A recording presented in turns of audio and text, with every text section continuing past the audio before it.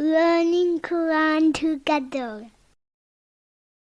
बिस्मिल्लाह अल्हम्दुलिल्लाह वस्सलातु वस्सलामु अला रसूलिल्लाह। सूरह अल-मुमिनून आयत 106। कौलू रब्बना, वो कहेंगे ए हमारे रब, गलबत अलैना, हम पर गालिब आ गई, शिकवतुना, हमारी बदबख्ती, वकुन्ना कौमन दालीन, और हम गुमराह लोग थे। अहले जहन्नुम दुनिया की लज्जतों और ख्वाहिशात को अपने लिए बदबख्ती करार देंगे, क्योंकि वही इंसान के ऊपर गालिब आती हैं, तो इंसान के पास रब की आयात के लिए फिर वक्त नहीं रहता। वकुन्ना कौमन दालीन, यानी हमने दुनिया में बेवकूफ़ों और गुमराहों वाले काम किए, हम भटक गए, हमें अतात करनी नसीब ना हुई। रब्बाना अखरिजना मिन्हा, ए हमारे रब हमें निकाल यहाँ से। फ़इन उदना, फिर अगर हम दोबारा करें, फ़इन्ना ज़ालिमून, तो बिलाशुबा हम ही ज़ालिम होंगे। अहले जहन्नुम वादे करेंगे और वादों में वो झूठे होंगे। फरमाया बल बदालहुम मा कानू युख्फूना मिन कब्लु वलौ रुद्दू लआदू लिमा नुहू अन्हु व इन्नहुम लकाज़िबून, बल्कि उन पर वो चीज़ वाज़ेह हो चुकी जो वो उससे पहले छुपाया करते थे, और अगर वो वापस भेज दिए जाएं तो यकीनन दोबारा वही करेंगे जिससे उनको मना किया गया था, और बिलाशुबा वो यकीनन झूठे हैं। सूरह अल-अनआम 28। अल्लाह ताला ने कोई हुज्जत बाकी नहीं रखी, बल्कि सारे उज़र ख़त्म कर दिए, और दुनिया में इतनी उम्र में नसीहत पकड़ने वाले नसीहत कबूल कर लेते हैं। कौल अख्सऊ फ़ीहा, वो फरमाएगा यही खुवार रहो, वला तुकल्लिमून, और मुझसे बात ना करो।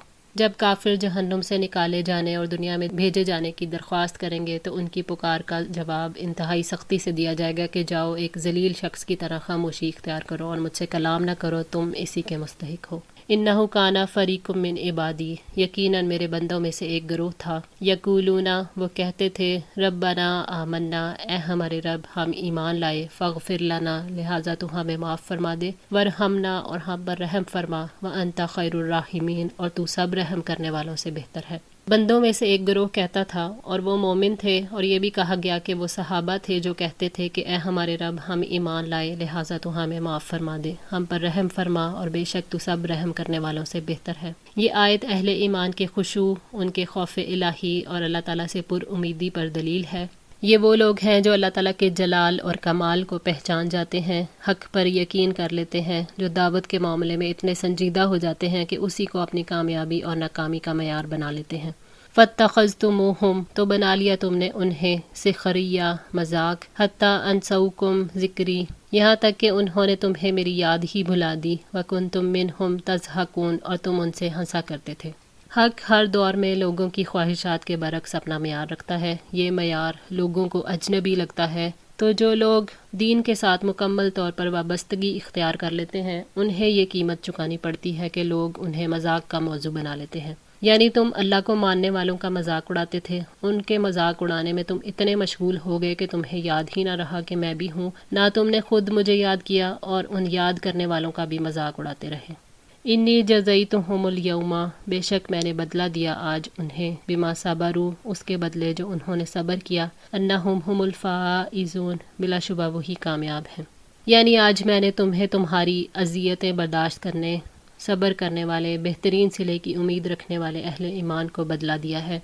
हज़रत अबू यहया सुहेब बिन सनान रज़ी अल्लाह तआला अन्हो से रिवायत है कि नबी सल्लल्लाहु अलैहि वसल्लम ने फरमाया, मोमिन का मामला भी अजीब है, उसके हर काम में उसके लिए भलाई है, और ये चीज़ मोमिन के सिवा किसी को हासिल नहीं। अगर उसे खुशहाली नसीब हो तो उस पर अल्लाह का शुक्र अदा करता है, तो ये उसके लिए बेहतर है, यानी इसमें अजर है, और अगर उसे तकलीफ़ पहुँचे तो सब्र करता है, तो ये भी उसके लिए बेहतर है, क्योंकि सब्र भी बजाय खुद नेक अमल और बाइस अजर है। सही मुस्लिम 7500।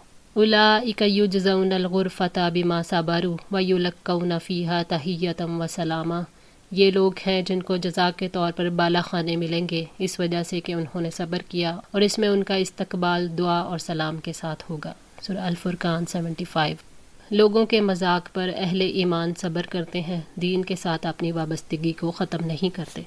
कौला कम लबिस्तुम फ़िल अर्दी, वो फरमाएगा कितना ठहरे तुम ज़मीन में, अदद सिनीना, सालों की गिनती में। अल्लाह ताला काफिरों को जताएंगे कि तुमने दुनिया में थोड़ी ज़िंदगी ही गुजारी है ना, फिर भी मेरी इबादत ना कर सके। अगर तुम भी इबादत और अतात करते, सब्र करते, तो आज तुम भी कामयाब हो जाते। अल्लाह ताला को खूब अच्छी तरह से मालूम है कि इंसान ने दुनिया में कितनी ज़िंदगी गुजारी है। अल्लाह ताला اس مقصد کے لیے سوال کریں گے کہ یہ واضح کر دیں کہ دنیا کی زندگی کتنی مختصر تھی جس کے لیے انہوں نے ہمیشہ کی زندگی کو داؤ پر لگا دیا۔ قالوا لبسنا یوما او بعد یوم، وہ کہیں گے ہم ایک دن یا اس دن کا کچھ حصہ رہے۔ فاسأل العادین، پس آپ شمار کرنے والوں سے پوچھ لیں۔ ان کا اندازہ یہ ہوگا کہ ہم ایک دن یا اس سے بھی کم عرصہ رہے ہیں۔ کہیں گے کہ حساب جاننے والے ہی بتا سکتے ہیں، اس لیے ان سے پوچھ لیا جائے۔ قال ان لبستم الا قلیلا، وہ فرمائے گا تم تھوڑی ہی مدت رہے ہو۔ لو انکم کنتم تعلمون، کاش واقعی تم بات کو جانتے ہوتے۔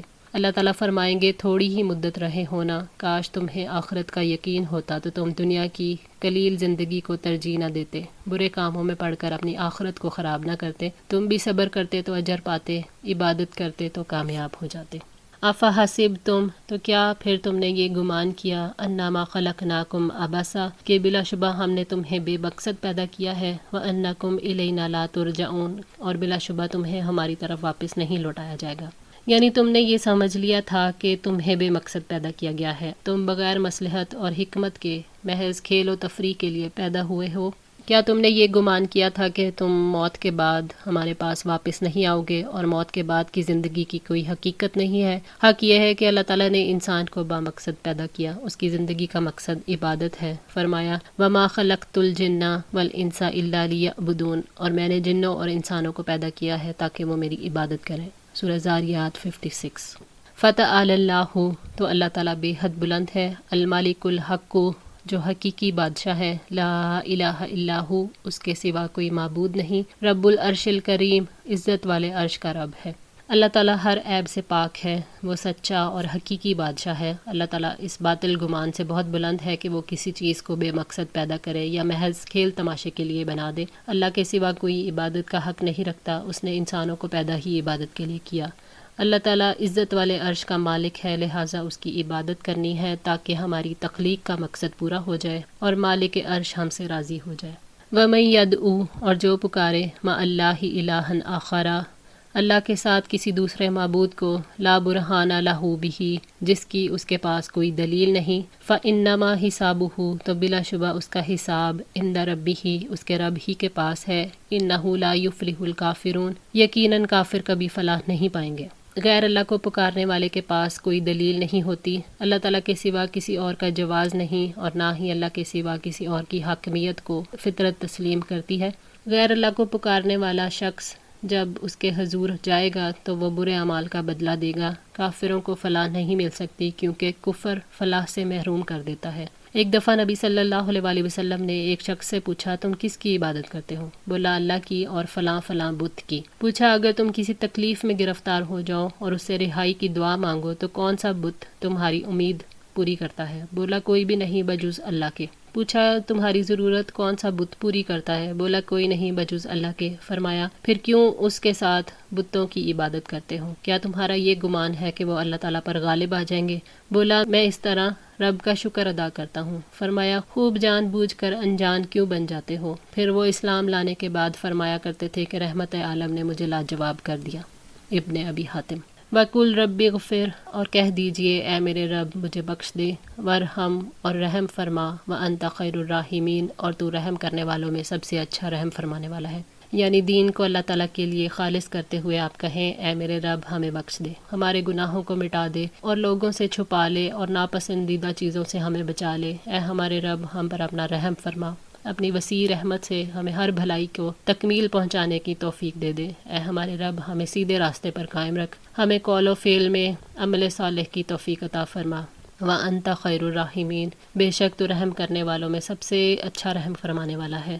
انسان جتنا خود پر رحم کر سکتا ہے اللہ تعالیٰ اس کے حق میں اس سے بھی زیادہ رحیم ہے۔ اللہ تعالیٰ سے مغفرت اور رحمت کی طلب کرنا خشوع کی علامت ہے۔